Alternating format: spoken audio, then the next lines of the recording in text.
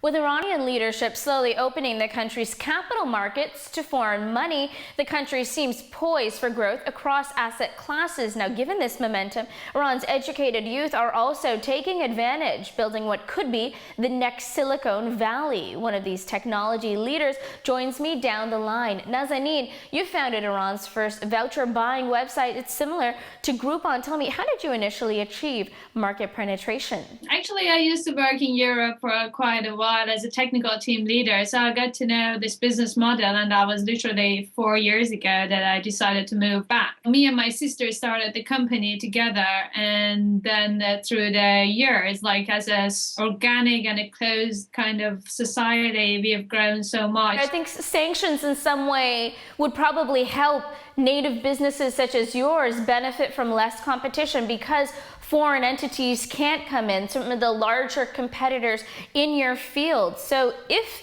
those sanctions are removed and those companies come in, what is that going to do to someone such as yourself who has built a local stranglehold? It left us that opportunity to really grow.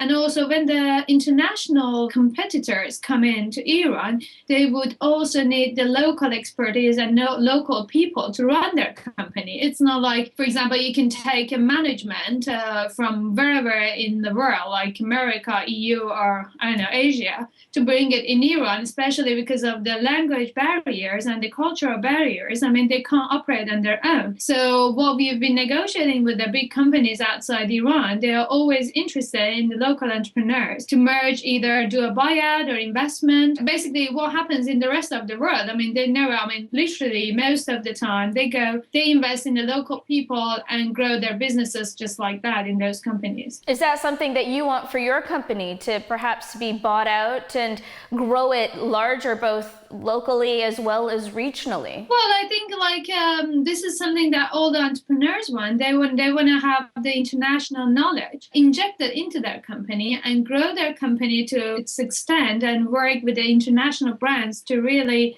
put the effort, push the market, and really get to its potential. We're talking about Iran, right? Very much seen by many investors as a frontier market. We don't know what the government is going to do any day now, but we do know that it's starting to slowly become more internationally oriented. So when you're speaking to investors or even other people who are budding tech enthusiasts, what do you tell them in terms of political constraints that are on the horizon?